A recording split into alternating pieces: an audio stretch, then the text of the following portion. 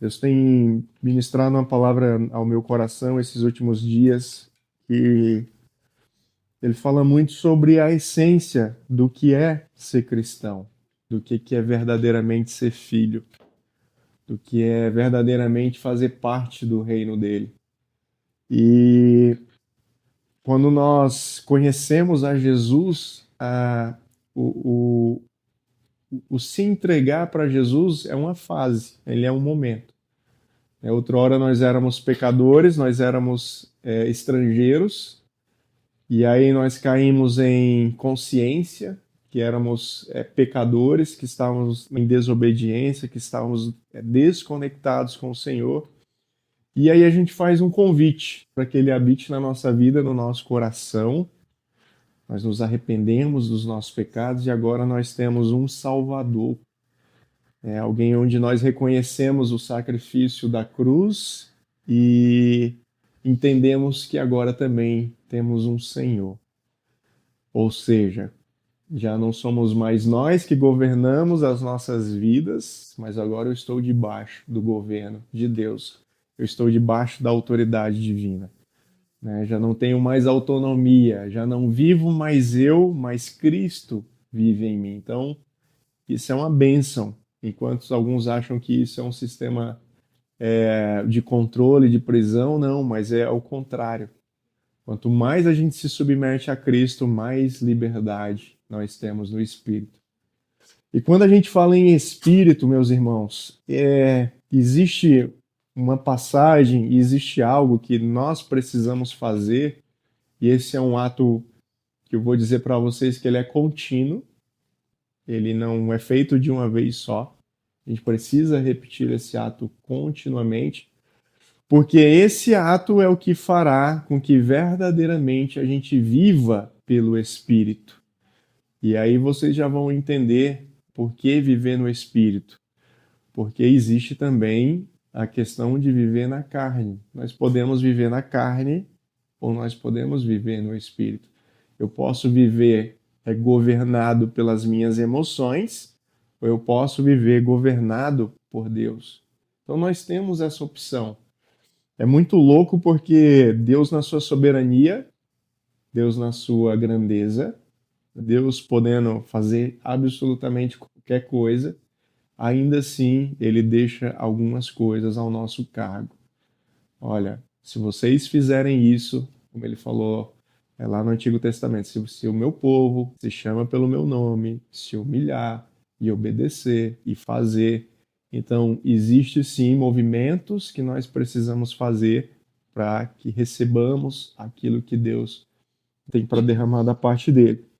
E esse texto ele se encontra lá em Gálatas, capítulo 5. Nós vamos ler a partir do versículo 16, que aqui na minha Bíblia traz um título para essa perícope. A perícope, para quem não sabe, é um trecho da Bíblia que tem sentido completo. Então, perícope é um texto que tem início, meio e fim. Então, por exemplo, dentro de um capítulo eu posso ter várias perícopes. Ele conta uma história, daqui a pouco ele está contando outra história, então a perícope ela tem início, ela tem meio e tem fim. Então ele inicia assim: por isso, deixem que o Espírito guie sua vida. Assim não satisfarão os anseios da sua natureza humana.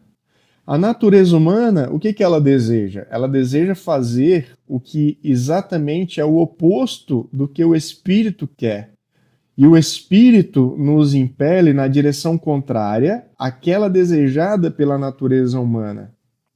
Essas duas forças se confrontam o tempo todo, de modo que vocês não têm liberdade de pôr em prática o que intentam fazer. Quando, porém, são guiados pelo Espírito, não estão debaixo da lei. E aí ele continua no 19. Quando seguem os desejos da natureza humana, os resultados são extremamente claros: imoralidade sexual, impureza, sensualidade, idolatria, feitiçaria, hostilidade, discórdias, ciúmes, acessos de raiva, ambições egoístas, dissensões, divisões, inveja, bebedeiras, festanças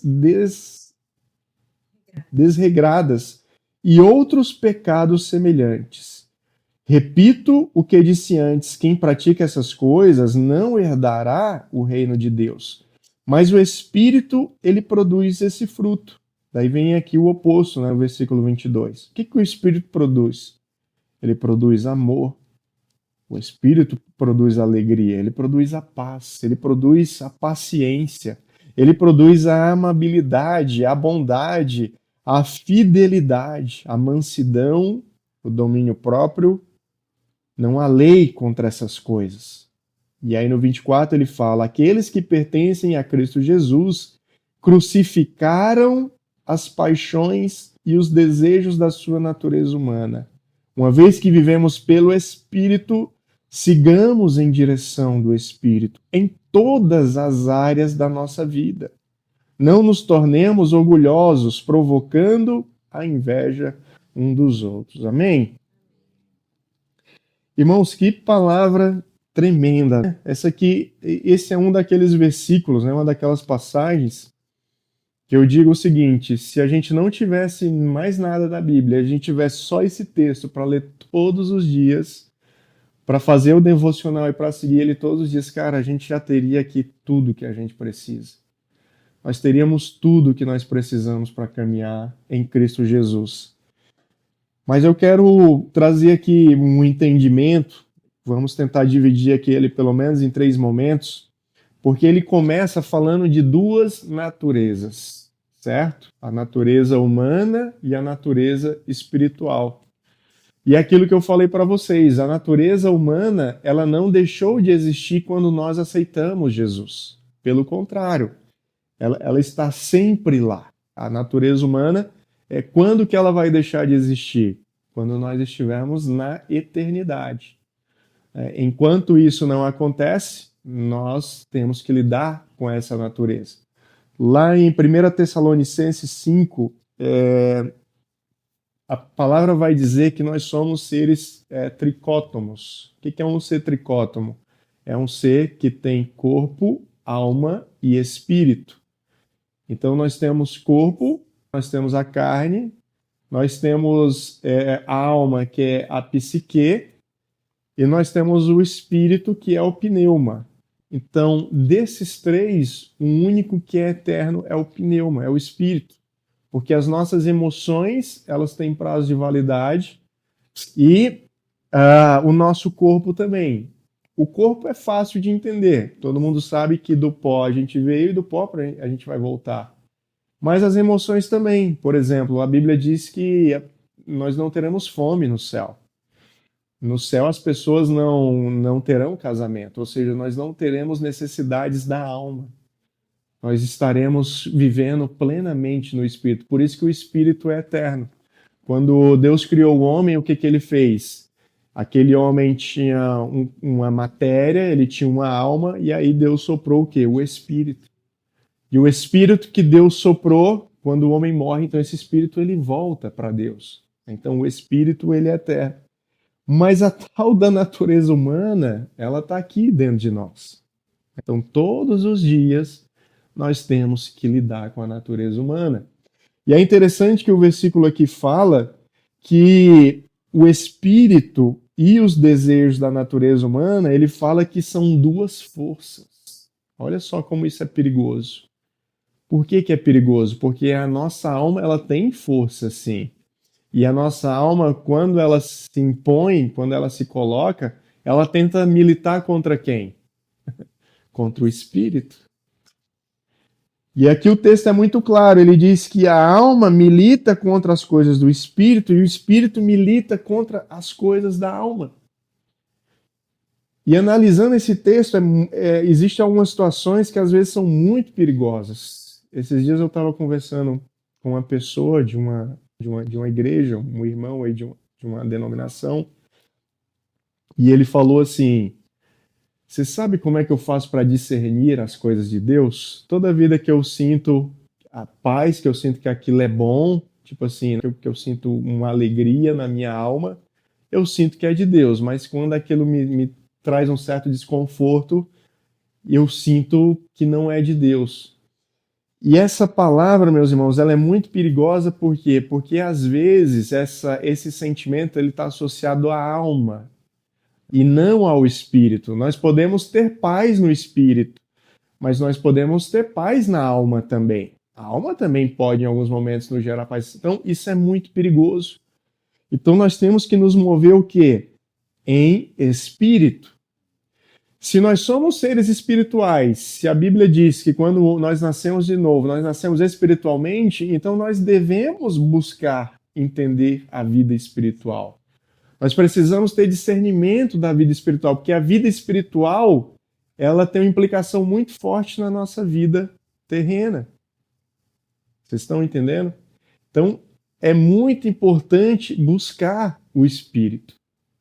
Quando nós lemos alguns outros versículos, lá em 1 Coríntios, por exemplo, 1 Coríntios 12, quando Paulo fala dos dons, ele está falando que tipos de dons. Muitos dos dons ali que ele fala são dons dados por quem? É pelo Espírito. As nossas ferramentas, os nossos dons, as nossas faculdades, a nossa ciência, ela é importante, mas ela nunca vai substituir os dons do Espírito. Eles nunca estarão acima dos dons do Espírito. Pelo contrário, quando eu estou sobre o domínio do Espírito, então os meus dons estão também subservientes a esse Espírito. Então o que nós precisamos fazer? Existe uma guerra, existe uma luta, né? Versículo 18. Quando vocês, porém, são guiados pelo Espírito, vocês não estão debaixo da lei. O que ele está falando? Vocês não estão debaixo de regras humanas. Vocês estão debaixo da lei de Deus, da lei do Espírito. É Ele que nos rege. O Novo Testamento, a Nova Aliança, ela está o tempo todo quebrando a religiosidade que existia no povo do judeu a respeito da Velha Aliança.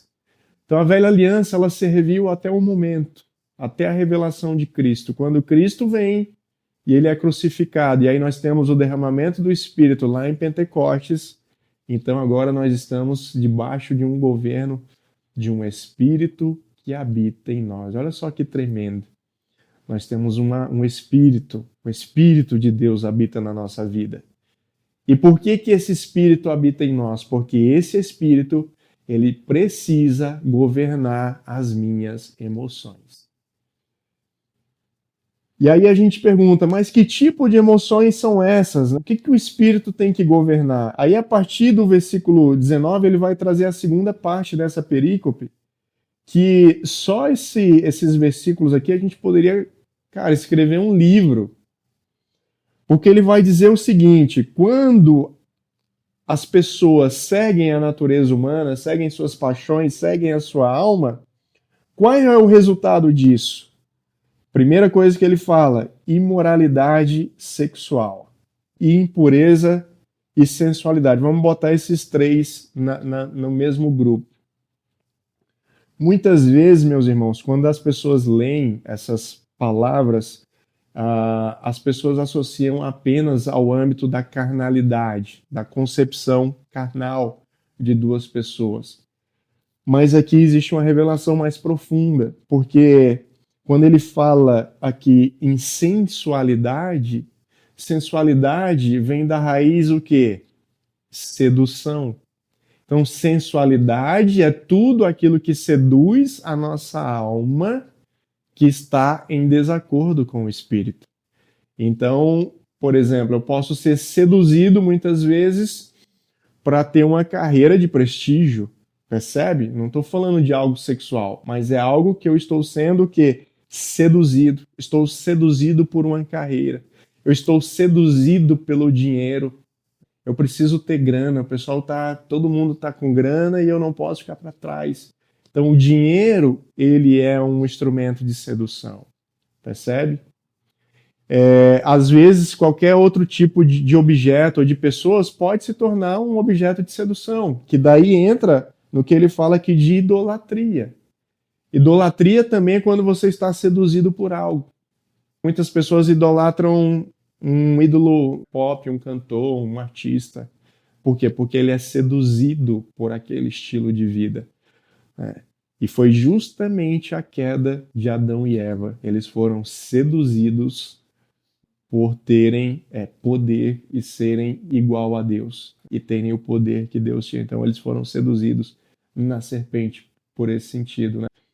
O que aconteceu ali? Eles não tiveram o governo da alma, porque se a alma dele estivesse governada, se as emoções estivessem governadas, eles não teriam caído.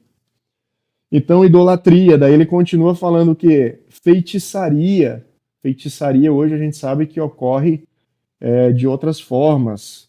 Algumas religiões até têm a prática realmente na feitiçaria, mas às vezes, por exemplo, desejar amaldiçoar alguém é uma forma de uma feitiçaria, vamos colocar assim. Às vezes a alma ela está ferida e ela está desejando o mal do outro, né? Ah, Senhor, como eu queria que fulano se ferrasse, como eu queria que ele se desse mal, como eu queria que um caminhão atropelasse ele.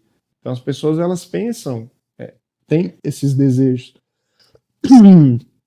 perdão, e são desejos da alma. A alma também gera o quê? Hostilidade. Cara, hostilidade é um negócio tão sutil, porque às vezes as pessoas elas podem ser hostis sem perceber, né? Às vezes elas não percebem, mas a alma dela está hostilizando outras pessoas. Por quê? Porque ela não está debaixo do governo do Espírito. Então a alma hostiliza, a alma diminui o próximo, a alma menospreza, a alma estabelece uma distância. Então, de certa forma, ela está sendo hostil, embora ela não precise usar palavras de hostilidade, né? Embora ela não precise verbalizar, mas ela pode agir com hostilidade. E aí a palavra continua falando, discórdias. Faça um teste. Pegue qualquer situação de discórdia, pessoas que estejam discutindo, ou nós mesmos. Se a gente tiver uma situação de discussão, às vezes pode ser com o cônjuge, às vezes pode ser com o filho, às vezes pode ser com a liderança. Quem que está reinando ali, meus irmãos? A carne, a alma. A alma está reinando. Então a alma ela está falando mais forte que o espírito. E aí ela entra na discórdia, e aí ela entra no embate, e aí ela entra na imaturidade. Por quê? Porque ela não está debaixo de um governo. O que é uma criança imatura? Uma criança imatura é uma criança que não tem o governo de um pai e uma mãe. Se você olhar, hoje mesmo, eu fui ao supermercado, eu até dó de uma mãe lá, cara. Ela estava com duas crianças, uma menina de, eu acho que uns 14 anos, e um menino de uns 11, 12 anos. Cara, e os meninos quebrando pau e brigando e falando, e aquela mãe tentando fazer as compras com o carrinho e chamando a atenção e passando vergonha. Então, assim, por que que aquelas crianças estavam agindo tão forte na alma? Porque não existia ali um governo. A mãe não estava governando e o pai, obviamente, nem estava lá. Então, eles estavam desgovernados. Quando a alma está desgovernada, então ela vai falar mais alto do que o espírito. Então ela vai entrar nesses embates, né, de discórdia, ciúmes. Cara, ciúme é coisa da alma. E ciúmes, às vezes a gente pensa sempre no ciúme do parceiro. A gente sempre olha, o parceiro sente ciúme, eu tenho um ciúme, né, do namorado, da namorada, tenho ciúme do meu noivo, da minha noiva, da minha esposa. Só que existe ciúme em amizades. Tem amizade que ela é tão ciumenta que ela chega a ser mal, chega a fazer mal.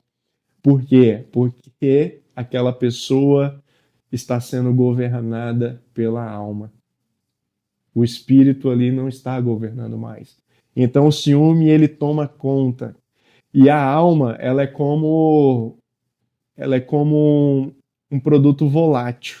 Cara, basta uma fagulhazinha para ela incendeia muito rápido. A alma é assim, ó, a gente está aqui tranquilo, aí daqui a pouco o inimigo pega uma brecha aqui na minha alma, em algum desses casos, é só uma fagulhinha, pronto, incendeia o apartamento inteiro, incendeia quem estiver próximo de mim, né? A alma, ela é muito inflamável. E aí ele continua falando, Tem mais, ciúmes, acessos de raiva. Muitas pessoas são dominadas pela raiva, pela alma. Ambições egoístas. Tem pessoas que a alma, eu conquistei, foi eu que batalhei para isso. Como é que eu vou dividir com a outra pessoa? Mas, meu Deus, eu ralei tanto, eu suei tanto para ter isso. Então é a alma falando. Divide, cara. Você tem que dividir. O Espírito fala, divide. E aí ele continua, as dissensões, as divisões, a inveja. A inveja, eu digo que ele é um bichinho muito silencioso, a inveja ela é muito transparente, mas a inveja, se a gente não tiver cuidado, ela vai ser dominada pela nossa alma e ela vai ganhar força. E às vezes o desejo vem travestido de inveja. Às vezes a ambição vem travestido de inveja. Então são sentimentos que são muito perigosos. A gente tem que ter muito cuidado para discernir esses sentimentos. E aí ele vai continuar falando aqui de bebedeiras, de festas, né? Daí já um outro nível, e pecados semelhantes. Repito o que disse antes: quem pratica essas coisas não herdará o reino de Deus. E aí a palavra ainda nos deixa um aviso. Olha, se você quer ser governado pela sua alma, você está perdendo o reino. Quanto mais eu me aproximo da alma, mais eu me distancio do Espírito e mais eu me distancio do reino. E a pergunta que Deus faz para a gente hoje é o quê? Nós queremos estar perto do reino? Nós queremos caminhar no reino? Nós queremos viver o reino? Ou nós queremos estar longe do reino? Ou nós queremos deixar que a alma governe? Eu sempre falo uma coisa, se for para a alma governar, cara, então nem entra no reino. Se você não está disposto a ser governado pelo Espírito, então nem vem. Porque a proposta de Deus é sermos governados. E aí, meu irmão, depois que eu leio isso aqui, a gente chega agora no último momento, e aí nós já vamos encerrar. Deus tem uma revelação muito forte e muito importante para as nossas vidas. E aí ele vai falar aqui dos frutos do Espírito, que é totalmente o contrário dos frutos da alma, que é o quê? O amor, é a alegria, é a paz. Ao invés de ter um ambiente barulhento, conturbado, de raiva, não, a gente tem que viver o Espírito, é um ambiente de paz. É um ambiente de paciência. Às vezes um tá mais à frente que o outro, não tem problema, a gente tem paciência, vem, irmão, você vai aprender, você vai caminhar. Eu já passei pelo que você passou. Vem junto, vamos junto, você vai passar pelo processo, fica tranquilo, fica calmo. Estamos no mesmo objetivo. Amabilidade, esse ambiente de bondade, de fidelidade, de ser fiel ao Espírito, de ser fiel à movimentação espiritual, ao invés da movimentação de alma, ser manso, né? E aqui essa é fantástica, né? Domínio próprio. Eu acho que o domínio próprio resume tudo. O Espírito nos traz o domínio próprio, nos traz o domínio da alma, nos traz o domínio da natureza humana. Então, essa é a mensagem de Deus. E aí, a gente se pergunta, né? Essa é a terceira parte. Como que nós vamos fazer para atingir isso? O que nós precisamos alcançar para poder atingir isso? Ele fala no versículo 24, né? Aqueles que pertencem a Cristo Jesus crucificaram as paixões e o desejo de sua natureza humanas. Uma vez que vivemos pelo Espírito, somos guiados em direção do Espírito em todas as áreas da vida. Quando Jesus, meus irmãos, ele foi crucificado na cruz, ali tem uma simbologia muito forte. Porque o que foi crucificado na cruz não foi o Espírito, foi a alma. A alma foi crucificada para que o Espírito pudesse viver. Então a mensagem de Deus para nossas vidas no dia de hoje é: crucifiquem a sua alma. Crucificar a alma é deixar ela debaixo do governo do Espírito. Quando eu crucifico as minhas emoções, quando eu crucifico os meus desejos, quando eu crucifico tudo aquilo que vem aqui, do meu interior, na verdade eu estou botando sobre o domínio do Espírito. Eu estou fazendo com que o Espírito ele domine sobre a minha vida. Então essa é a palavra de Deus para a gente, que a gente caminhe pelo Espírito para que a gente crucifique a nossa alma. E vira e mexe, a alma vai querer falar, irmãos, e faz parte. A gente não consegue ser espiritual o tempo todo, porque a alma ela é uma força, como nós lemos, ela é uma força, ela vai estar sempre querendo ter o seu local de protagonismo, e toda vida que ela se levantar, aí o que nós precisamos fazer? Nós precisamos crucificar esse desejo. Então, que o Espírito nos ajude a fazer isso, e às vezes quando a gente não conseguir, que outra pessoa, movida pelo Espírito, nos ajude. Às vezes a gente está lá na alma, nossa alma está gritando, e alguém chega, ô irmão, vem cá. Deixa eu ministrar aqui o Espírito sobre a tua vida. Vamos olhar pelo lado espiritual, vamos deixar a alma um pouquinho de lado, e vamos chamar o Espírito para essa conversa. Então Deus está falando, chamem o Espírito, convidem o Espírito para a vida de vocês, convidem o Espírito para a mesa, convide o Espírito para as negociações, convide o Espírito para o casamento, convide o Espírito para a criação de filhos, convide o Espírito para dentro da sua casa, da sua vida, da sua empresa, dos seus negócios, do seu relacionamento, de tudo. Convidem o Espírito de Deus. Essa é a mensagem dele para nós nessa noite, e eu quero orar em cima disso, gostaria de orar em cima dessa palavra, entendendo, irmãos, que não é fácil, a alma não é fácil de ser controlada, mas é possível controlar, é possível colocá-la na cruz, e é possível permitir com que o Espírito realmente domine as nossas emoções. E o poder está nas nossas mãos. Aquilo que você alimentar mais é o que vai vencer. O que nós vamos alimentar na nossa vida? O que nós vamos alimentar no dia de hoje, no dia de amanhã? Então que nós possamos alimentar o nosso espírito. Que o espírito seja alimentado. Que o Espírito seja vivificado dentro de nós. Que o Espírito brilhe. Que o Espírito tenha vida. Que o Espírito tenha o protagonismo. Que o Espírito seja a nossa busca. Para que o domínio próprio seja estabelecido na nossa alma e no nosso coração. Deus, nós queremos em nome de Jesus, Pai, te agradecer pela tua palavra. Te agradecer pela tua mensagem, Pai. Nós entendemos que dentro de cada um de nós existe uma natureza humana, Pai. E que essa natureza, ela precisa estar governada. Então que em nome de Jesus, Pai, o teu Espírito venha ser o governo que a nossa alma precisa, Pai. Que o teu Espírito, Pai, venha ser o governo para botar ordem na nossa casa, para botar as nossas emoções no seu devido lugar, Pai. E que elas não sejam maior do que a vontade do Teu Espírito, Pai. Mas como a Tua palavra diz, Pai, que os verdadeiros adoradores, eles Te adoram em espírito e em verdade. Então não são as nossas emoções, Pai, não é aquilo que a gente sente ou deixa de sentir. Nós não nos movemos por necessidades da alma, mas nós nos movemos pelo propósito do Espírito de Deus, Pai.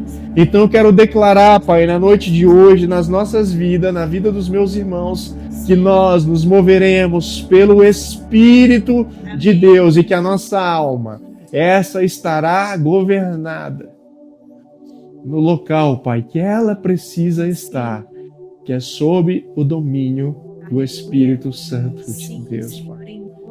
Então que em nome de Jesus, Pai, essa palavra seja uma verdade nas nossas vidas, Pai. E que nós possamos fluir no Teu Espírito. E que todos aqueles que estejam conosco, Pai, venham a fluir no Espírito. Que o Teu Espírito flua, Pai. Que o Teu Espírito cresça para que nós diminuamos, Pai. Que o Teu Espírito sopre Que o teu Espírito nos encha, Pai. Que o teu Espírito nos governe para a honra e para a glória do teu santo nome. E quem crê, diga amém. Amém, Jesus.